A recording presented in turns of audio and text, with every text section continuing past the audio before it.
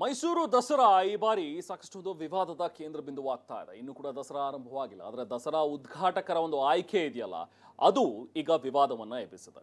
ಈಗಾಗಲೇ ಬಾನು ಮುಷ್ತಾಕ್ ಅವರನ್ನ ಆಯ್ಕೆ ಮಾಡಿರುವಂತಹ ಒಂದು ವಿಚಾರದ ಬಗ್ಗೆ ಸಾಕಷ್ಟು ತಕರಾರನ್ನ ತೆಗೆದಿರುವಂತಹ ಒಂದು ಬಿಜೆಪಿಗೆ ತಿರುಗೇಟು ಕೊಡುವಂತಹ ಒಂದು ಭರದಲ್ಲಿ ಡಿ.ಕೆ. ಶಿವಕುಮಾರ್ ಇವತ್ತು ಕೊಟ್ಟಂತಹ ಒಂದು ಹೇಳಿಕೆ ಇದೆಯಲ್ಲ, ಚಾಮುಂಡಿ ಬೆಟ್ಟ ಬರೀ ಹಿಂದೂಗಳ ಆಸ್ತಿ ಅಲ್ಲ ಅನ್ನುವಂತಹ ಒಂದು ಮಾತುಗಳನ್ನು ಹೇಳಿರೋದು, ಪ್ರತಿಯೊಬ್ಬರಿಗೂ ಕೂಡ ಸೇರಿರುವಂತದ್ದು ಧಾರ್ಮಿಕ ಸ್ಥಳ, ಎಲ್ಲರೂ ಕೂಡ ಬಂದು ಇಲ್ಲಿ ಪ್ರಾರ್ಥನೆ ಮಾಡಬಹುದು ಅನ್ನುವಂಥ ಒಂದು ಮಾತನ್ನ ಹೇಳಿರೋದು ಇದು ಬಿಜೆಪಿಗರನ್ನ ಮತ್ತಷ್ಟು ಕೆರಳಿಸಿದೆ. ಶೋಭಾ ಕರಂದ್ಲಾಜೆ ಆದಿಯಾಗಿ ಸಾಕಷ್ಟು ಜನ ಬಿಜೆಪಿ ನಾಯಕರು ಇದ್ರ ಬಗ್ಗೆ ಕಿಡಿಕಾರಿದ್ದಾರೆ. ಹಾಗಾದ್ರೆ ಇವತ್ತು ಓವರಾಲ್ ಆಗಿ ಚಾಮುಂಡಿ ಬೆಟ್ಟದ ವಿಚಾರವಾಗಿ ಡಿ.ಕೆ. ಕೊಟ್ಟಂತ ಹೇಳಿಕೆಯ ಬಗ್ಗೆ ಯಾವ ರೀತಿಯಾಗಿ ಎಲ್ಲರೂ ಹರಿಹಾಯ್ದ್ರು, ಇವತ್ತೇನೇನು ಡೆವಲಪ್ಮೆಂಟ್ಸ್ ಆಯ್ತು ಬನ್ನಿ ನೋಡೋಣ.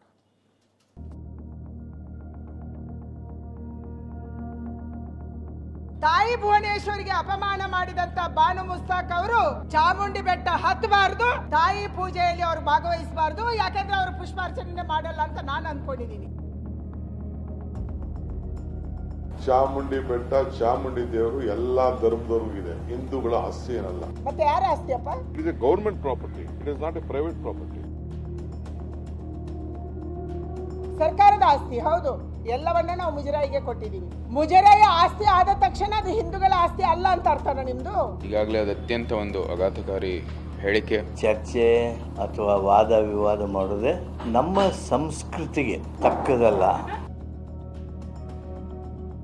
ಬಾನು ಮುಸ್ತಾಕ್ ಮೈಸೂರು ದಸರಾ ಉದ್ಘಾಟಕರಾಗಿ ಆಯ್ಕೆಯಾಗಿರೋ ಬೂಕರ್ ಪ್ರಶಸ್ತಿ ವಿಜೇತೆ. ಆದರೆ ಈ ಆಯ್ಕೆಗೆ ಬಿಜೆಪಿ ವಿರೋಧಿಸಿದೆ. 2023ರಲ್ಲಿ ಬಾನು ಮುಸ್ತಾಕ್ ಭುವನೇಶ್ವರಿ ಕುರಿತು ಕೊಟ್ಟ ಹೇಳಿಕೆಯನ್ನ ಕೇಸರಿ ಪಡೆ ವಿರೋಧಕ್ಕೆ ಅಸ್ತ್ರವಾಗಿ ಬಳಸಿಕೊಳ್ತಿದೆ. ಆದರೆ ಇಡೀ ಚರ್ಚೆಯ ದಿಕ್ಕು ನಿನ್ನೆಯಿಂದ ಹೊಸ ತಿರುವು ಪಡೆದುಕೊಂಡಿದೆ. ದಸರಾ ಹಾಗೂ ಬಾನು ಮುಸ್ತಾಕ್ ಸುತ್ತಮುತ್ತಲಿನ ಮಾತುಕತೆ ಚಾಮುಂಡಿ ಬೆಟ್ಟಕ್ಕೆ ಬಂದು ನಿಂತಿದೆ. ಹೌದು, ಮೊನ್ನೆ ಬಾನು ಮುಸ್ತಾಕ್ ಅವರ ಆಯ್ಕೆಯನ್ನ ಕೇಂದ್ರ ಸಚಿವೆ ಶೋಭಾ ಕರಂದ್ಲಾಜೆ ಟೀಕಿಸಿದ್ರು. ಸಾಲದಕ್ಕೆ ಯಾವುದೇ ಕಾರಣಕ್ಕೂ ಬಾನು ಚಾಮುಂಡಿ ಬೆಟ್ಟ ಹತ್ತಬಾರದು ಅಂತ ಆಗ್ರಹ ಮಾಡಿದ್ರು. ಈ ಮಾತಿಗೆ ನಿನ್ನೆ ಕೆರಳಿದ್ದ ಡಿಸಿಎಂ ಡಿ.ಕೆ. ಶಿವಕುಮಾರ್, ಚಾಮುಂಡಿ ದೇವರು ಎಲ್ಲಾ ಧರ್ಮದವರಿಗೂ ಸಂಬಂಧಪಟ್ಟಿದ್ದು, ಬರೀ ಹಿಂದೂಗಳ ಆಸ್ತಿ ಅಲ್ಲ ಎಂಬ ಮಾತನಾಡಿದ್ರು. ಈ ಹೇಳಿಕೆ ಈಗ ವಿವಾದದ ಅಲೆ ಎಬ್ಬಿಸಿದೆ. ಆದ್ರೆ ಇವತ್ತು ತಾಯಿ ಚಾಮುಂಡೇಶ್ವರಿಗೆ, ಆ ದೇವಸ್ಥಾನಕ್ಕೆ, ಆ ಆಚರಣೆಗೆ, ಆ ಉದ್ಘಾಟನೆಗೆ ಅಪಮಾನ ಮಾಡುವಂತ ಕೆಲಸವನ್ನ ಸಿದ್ದರಾಮಯ್ಯನವರ ಸರ್ಕಾರ ಮಾಡಿದೆ. ಯಾವುದೇ ಕಾರಣಕ್ಕಾಗಿ ನಮ್ಮ ತಾಯಿ ಭುವನೇಶ್ವರಿಗೆ ಅಪಮಾನ ಮಾಡಿದಂತ ಬಾನು ಮುಸ್ತಾಕ್ ಅವರು ಚಾಮುಂಡಿ ಬೆಟ್ಟ ಹತ್ತಬಾರ್ದು, ಚಾಮುಂಡಿ ಬೆಟ್ಟದ ತಾಯಿ ಪೂಜೆಯಲ್ಲಿ ಅವರು ಭಾಗವಹಿಸಬಾರ್ದು, ಯಾಕಂದ್ರೆ ಅವರು ಪುಷ್ಪಾರ್ಚನೆ ಮಾಡಲ್ಲ ಅಂತ ನಾನು ಅನ್ಕೊಂಡಿದ್ದೀನಿ. ಚಾಮುಂಡಿ ಬೆಟ್ಟ, ಚಾಮುಂಡಿ ದೇವರು ಎಲ್ಲಾ ಧರ್ಮದವ್ರಿಗೂ ಇದೆ, ಹಿಂದೂಗಳ ಆಸ್ತಿ ಏನಲ್ಲ. ಎಲ್ಲ ಸಮಾಜದವರು ಚಾಮುಂಡಿ ಬೆಟ್ಟಕ್ಕೆ ಹೋಗ್ತಾರೆ, ದೇವರಿಗೆ ಪ್ರಾರ್ಥನೆ ಮಾಡ್ತಾರೆ, ಅವ್ರ ನಂಬಿಕೆ. ನಾವು ಇದಕ್ಕೆ ಹೋಗ್ತೀವಪ್ಪ, ಮಸೀದಿಗಳಿಗೆ ಹೋಗ್ತೀವಿ, ಚರ್ಚ್ಗಳಿಗೆ ಹೋಗ್ತೀವಿ, ನಮ್ಮ ಬಸ್ಸಿಗಳಿಗೆ ಹೋಗ್ತೀವಿ, ಜೈನ್ ಟೆಂಪಲ್ಗೆ ಹೋಗ್ತೀವಿ, ಗುರುದ್ವಾರಾಗ ಹೋಗ್ತೀವಿ. ಏನು ಗುರುದ್ವಾರಕ್ಕೆ ನಮ್ಗೆ ಹೋಗೋದೇನಂತ ತಪ್ಪಿಸ್ಬೇಕಾಗ್ತದೆ ಯಾರು? ಚಾಮುಂಡಿ ಹಿಂದೂಗಳ ಆಸ್ತಿ ಅಲ್ಲ ಎಂಬ ಮಾತು ಕಿವಿಗೆ ಬಿದ್ದಿದ್ದೇ ತಡ ಕೇಂದ್ರ ಸಚಿವೆ ಶೋಭಾ ಕರಂದ್ಲಾಜೆ ಮಾಧ್ಯಮಗೋಷ್ಠಿ ನಡೆಸಿದ್ರು. ಈ ವೇಳೆ ಚಾಮುಂಡಿ ಮತ್ಯಾರ ಆಸ್ತಿನಪ್ಪ ಅಂತ ಪ್ರಶ್ನಿಸಿದ್ದಾರೆ. ಬಿಜೆಪಿಯವರ ಈ ಟೀಕೆಗೆ ಉತ್ತರಿಸಿದ ಡಿ.ಕೆ. ಇದು ಸರ್ಕಾರಿ ಆಸ್ತಿ ಅಂತ ಪ್ರತಿಕ್ರಿಯೆ ಕೊಟ್ಟಿದ್ದಾರೆ. ಮತ್ತೆ ಹಿಂದೂಗಳ ಆಸ್ತಿ ಅಲ್ವಾ ಎಂಬ ಶೋಭಾ ಕರಂದ್ಲಾಜೆಗೆ ಕೆ.ಎಚ್. ಪಾಟೀಲ್ ಸಂಸ್ಕೃತಿಯ ಪಾಠ ಮಾಡಿದ್ದಾರೆ. ಚಾಮುಂಡೇಶ್ವರಿ, ಚಾಮುಂಡಿ ಬೆಟ್ಟ ಹಿಂದೂಗಳ ಆಸ್ತಿ ಅಲ್ಲ, ಮತ್ತೆ ಯಾರ ಆಸ್ತಿಯಪ್ಪ?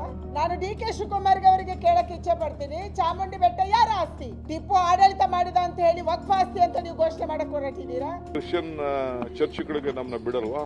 ಇಲ್ಲ ಅಂದ್ರೆ ನಮ್ಮ ಮಸೀದಿಗಳಿಗೆ ಬಿಡಲ್ವಾ? ಇಲ್ಲ ನಮ್ಮ ಗೊಮ್ಮಟೇಶ್ವರನ ಜೈನ್ ಧರ್ಮಕ್ಕೆ ಪೀಠಕ್ಕೆ ನಮ್ಮನ್ನ ಬಿಡಲ್ವಾ? ನಮ್ಗೆಲ್ಲರಿಗೂ ಕೂಡ ಪ್ರವೇಶ ಇದೆ. ಬರೀ ಅವರು ನೀವು ಯಾರು ಬರಬಾರ್ದು ಅಂತ ಯಾರು ಅವ್ರು ಏನಾರು ಹೇಳ್ತಾ ಇದಾರಾ? We can't tell it. It is a government property, it is not a private property. ಸರ್ಕಾರದ ಆಸ್ತಿ ಹೌದು, ಎಲ್ಲವನ್ನ ನಾವು ಮುಜರಾಯಿಗೆ ಕೊಟ್ಟಿದ್ದೀವಿ. ಮುಜರಾಯಿ ಆಸ್ತಿ ಆದ ತಕ್ಷಣ ಅದು ಹಿಂದೂಗಳ ಆಸ್ತಿ ಅಲ್ಲ ಅಂತ ಅರ್ಥನ ನಿಮ್ದು?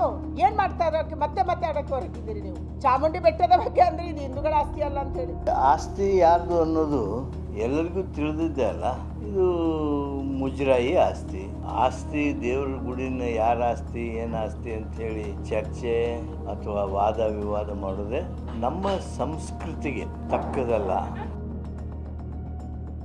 ಇಷ್ಟ ಮಾತ್ರವಲ್ಲ, ರಾಜವಂಶಸ್ಥ ಬಿಜೆಪಿ ಸಂಸದ ಯದುವೀರ್ ಒಡೆಯರ್ ಕೂಡ ಡಿಕೆ ಹೇಳಿಕೆಯನ್ನ ಖಂಡಿಸಿದ್ದಾರೆ. ಇದೊಂದು ಹಾಸ್ಯಾಸ್ಪದ ಹೇಳಿಕೆ ಅಂತ ಕರೆದಿದ್ದಾರೆ. ಈ ಟೀಕೆಗೆ ತಿರುಗೇಟು ಕೊಟ್ಟ ಡಿಕೆ ಒಡೆಯರ್ ಕುಟುಂಬದ ಇತಿಹಾಸ ನೆನಪಿಸಿದ್ದಾರೆ. ಈಗಾಗಲೇ ಅದು ಅತ್ಯಂತ ಒಂದು ಆಘಾತಕಾರಿ ಹೇಳಿಕೆ, ಹಾಸ್ಯಾಸ್ಪದದ್ದು ಒಂದು ಹೇಳಿಕೆ ಬಂದಿರೋದು ಮತ್ತು ಮೈಸೂರಿನ ನಿವಾಸಿಗಳಿಗೆ ಧಕ್ಕೆ ಕೊಡುವಂಥದ್ದು ಹೇಳಿಕೆ ಬಂದಿರೋದು ನಿಜಕ್ಕೂ ಖಂಡನೀಯ. ಈಗ ಬಿಜೆಪಿ ಜೊತೆ ಸೇರ್ಕೊಂಡ್ಬಿಟ್ಟಿದಾರಲ್ಲ ಅವ್ರ ಹಿಸ್ಟ್ರಿ ಮರ್ತು ಬಿಟ್ಟಿದ್ದಾರೆ. ಅವ್ರ ಹಿಸ್ಟ್ರಿ ಮರ್ತು ಬಿಟ್ಟಿದ್ದಾರೆ. ನಾನೊಬ್ಬ ಹಿಂದೂ, ನಾನು ಚಾಮುಂಡೇಶ್ವರಿ ಆ ತಾಯಿ ಬಗ್ಗೆ ಅಪಾರವಾದಂತ ವಿಶ್ವಾಸ ಇತ್ತು. ಯದುವೀರರ ಮಾತು ಇಷ್ಟಕ್ಕೆ ನಿಂತಿರಲಿಲ್ಲ. ಚಾಮುಂಡಿ ಪ್ರಾಧಿಕಾರ ವಿಚಾರ ಮುಂದಿಟ್ಟು ಹಿಂದೂ ದೇಗುಲಗಳ ಮೇಲೆ ಟಾರ್ಗೆಟ್ ನಡೀತಿದೆ ಅನ್ನೋ ಆರೋಪ ಮಾಡಿದ್ದಾರೆ. ಆರೋಪಕ್ಕೆ ಪ್ರತ್ಯುತ್ತರ ಕೊಟ್ಟ ಡಿಕೆ, ನಮ್ಮಷ್ಟು ಆಚರಣೆ ನೀವು ಮಾಡಲ್ಲ ಕಣ್ರಿ ಅಂತ ಗುಡುಗಿದ್ದಾರೆ. ಬೆಟ್ಟವನ್ನು ಅವರ ನಿಯಂತ್ರಣದಲ್ಲಿ ತಗೊಳ್ಳಿಕ್ಕೆ ಅವರು ಪ್ರಯತ್ನವನ್ನು ಮಾಡಿದ್ದಾರೆ. ಜೊತೆಗೆ ಇಲ್ಲಿ ಒಂದು ಚಾಮುಂಡಿ ಬೆಟ್ಟ ಒಂದೇ ಅಲ್ಲ, ಅಲ್ಲಿ ಆಂಜನೇಯ ದೇವಸ್ಥಾನ ಬೆಂಗಳೂರಲ್ಲಿರೋದು ಕೂಡ ಒಂದು ಸರ್ಕಾರದ ನಿಯಂತ್ರಣಕ್ಕೆ ತಗೊಂಡಿದ್ದಾರೆ. ಬರೀ ಹಿಂದೂ ದೇವಸ್ಥಾನ ದೇವಾಲಯಗಳನ್ನು ಗುರಿ ಇಟ್ಕೊಂಡು ಇದು ಸರ್ಕಾರದ ನಿಯಂತ್ರಣಕ್ಕೆ ತಗೊಳ್ತಾ ಇರೋದು. ಹೆಂಗ್ರಿ ಹಿಂದೂ ಮೇಲೆ ದಾಳಿ ಮಾಡಕ್ಕಾಯ್ತೈತೆ? ನಾವು ಆಚರಣೆ ಮಾಡೋಷ್ಟು ಹಿಂದುತ್ವ, ನಾವು ಆಚರಣೆ ಮಾಡುವಂತ ದೇವರು ಅವ್ರೇನು ಮಾಡ್ತಾರೆ? ನಾವು ಅವ್ರಕ್ಕಿಂತ ಜಾಸ್ತಿ ಮಾಡ್ತೀವಿ. ಆದ್ರೆ ಚಾಮುಂಡಿ ಬೆಟ್ಟ ಯಾರ ಆಸ್ತಿ ಎಂಬ ಡಿಕೆ ಹೇಳಿಕೆಯ ಚರ್ಚೆಗೆ ಕೇಂದ್ರ ಸಚಿವೆ ಶೋಭಾ ಕರಂದ್ಲಾಜೆ ಹೊಸ ರೂಪ ಕೊಟ್ಟಿದ್ದಾರೆ. ಡಿಕೆ ಈ ಹಿಂದೆ ಹಾಡಿದ್ದ RSS ಸಂಘಗೀತೆಯ ಡ್ಯಾಮೇಜ್ ಮುಚ್ಚಿಕೊಳ್ಳೋಕೆ ಈ ವಿವಾದ ಸೃಷ್ಟಿಸಿರೋದಾಗಿ ಬಾಂಬ್ ಸಿಡಿಸಿದ್ದಾರೆ. ಯಾವಾಗ ನೀವು RSS ಬಗ್ಗೆ ಹೇಳಿದ್ರಿ, ಪ್ರಾರ್ಥನೆಯನ್ನು ಹೇಳಿದ್ರಿ, ಆವಾಗ ನಿಮ್ಮ ಹೈಕಮಾಂಡ್ ನಿಮ್ಮ ಮೇಲೆ ಸಿಟ್ಟು ಮಾಡ್ಕೊಂತು. ನಿಮ್ಗೆ ಸೂಚನೆ ಬಂದಿದೆ, ಇದರಿಂದ ಆಚೆ ಬರಬೇಕು. ಅದಕ್ಕಾಗಿ ಯು ಕ್ರಿಯೇಟೆಡ್ ಎ ಕಾಂಟ್ರವರ್ಸಿ ಇನ್ ಚಾಮುಂಡಿ ಬೆಟ್ಟ. ಹೀಗೆ ಸಾಹಿತಿ ಬಾನು ಮುಸ್ತಾಕ್ರಿಂದ ಶುರುವಾದ ಕಿಚ್ಚು ಚಾಮುಂಡಿ ಬೆಟ್ಟದಲ್ಲಿ ಹೊತ್ತಿ ಉರಿಯುತ್ತಿದೆ. ಕೈಮನೆಯ ಹೇಳಿಕೆ ನಡೆಯನ್ನ ಬಿಜೆಪಿ ರಾಜಕೀಯ ದಾಳವಾಗಿ ಬಳಸಿಕೊಳ್ತಿದೆ. ಇತ್ತ ಕಾಂಗ್ರೆಸ್ ಸಮರ್ಥನೆಯ ಬರದಲ್ಲಿ ಹೊಸ ಚರ್ಚೆ ಹುಟ್ಟು ಹಾಕ್ತಿದೆ. Bureau report, TV9.